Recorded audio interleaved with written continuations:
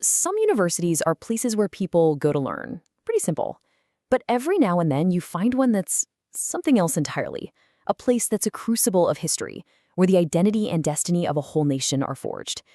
Today, we're diving into one of those remarkable institutions, the University of Dhaka. At the very heart of the University of Dhaka is this simple but incredibly powerful idea, captured right here in its official motto, in its original Bengali. Education is light.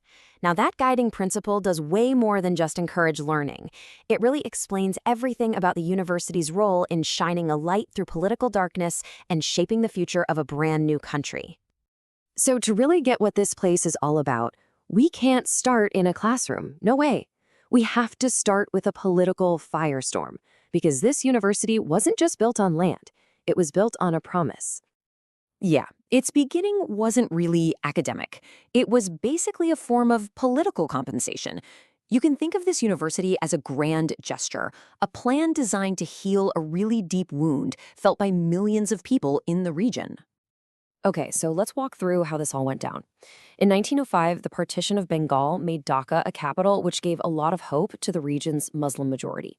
But then, just 6 years later, in 1911, that decision was completely reversed, sparking huge disappointment and anger.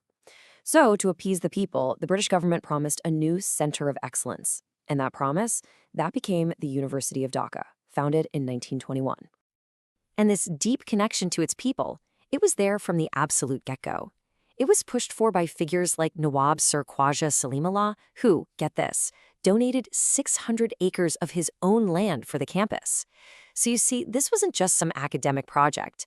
It was a symbol of Bengali identity and ambition from day one. But believe it or not, that was just the opening act. The university's political roots would soon lead to something even bigger, as it went from being an institution of learning to becoming the absolute epicenter of a national struggle for its very soul. And this brings us to the Bengali language movement. Now, back then, what is now Bangladesh was called East Pakistan. The government declared that Urdu, and only Urdu, would be the official language, completely ignoring the millions and millions of people who spoke Bengali. So where do you think the resistance started? You guessed it, right here, at the University of Dhaka. Students led the charge. They organized protests. They marched. And tragically, some of them were killed, martyred for defending their mother tongue. Their sacrifice turned a student protest into a nationwide movement, and in the end, they won. Bengali was recognized. And that victory, wow, it lit a fire that couldn't be put out. The energy from the language movement fueled this huge rise of Bengali nationalism. The university campus basically became the command center for progressive and democratic ideas, a spirit that would eventually lead directly to the War for Independence and the birth of Bangladesh in 1971.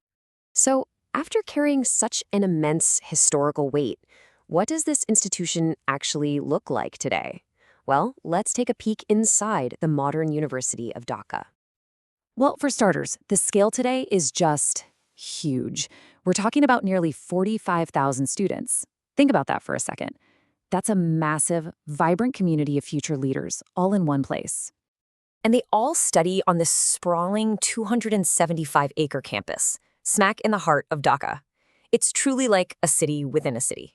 And at its academic heart, the largest library in all of Bangladesh, with over 617,000 volumes.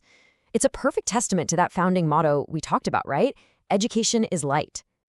And this powerhouse of knowledge is incredibly diverse. I mean, look at this breakdown. 13 faculties, 83 different departments, 23 residence halls. It's not just about traditional learning either. It has tons of research centers and even houses Asia's largest e-library over at its Faculty of Business Studies. But a university story doesn't just end with its campus or its history, does it? The true measure is its ongoing legacy, the influence it continues to have on its country and on the world. So let's talk academics.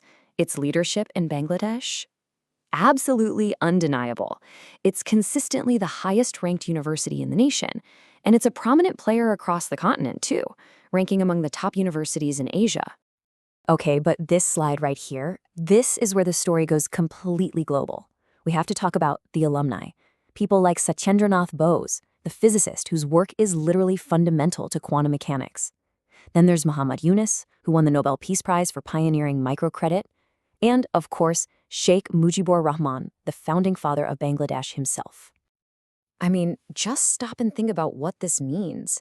The University of Dhaka didn't just produce graduates. It produced world-changing scientists, Nobel laureates, and the very architects of a nation. Its impact radiates so far beyond its campus walls. And all of this leaves us with one big question to think about.